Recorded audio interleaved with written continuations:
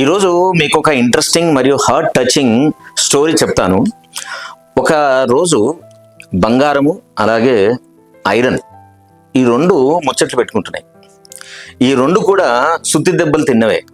వాళ్ళ దెబ్బల వల్ల వాళ్ళు అనుభవించిన బాధను వాళ్ళు ఒకరినొకరు షేర్ చేసుకుంటున్నారు.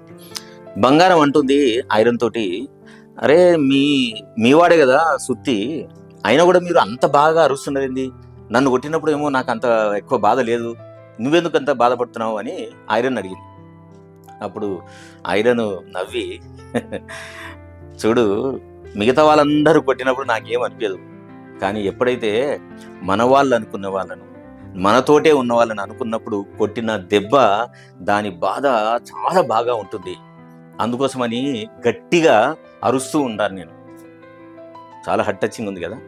మన జీవితంలో కూడా మిగతా వాళ్ళన్న కొట్టిన దెబ్బలకు మనకేం అనిపించదు, కానీ మన వాళ్ళు అనుకున్న వాళ్ళు, మన సొంత వాళ్ళు అనుకున్న వాళ్ళు, మన మిత్రులు అనుకున్న వాళ్ళు చేసిన మోసం కానీ దెబ్బ కానీ మనం చాలా చాలా బాధను కలిగిస్తుంది. అంతే కదా, ఏమంటారు?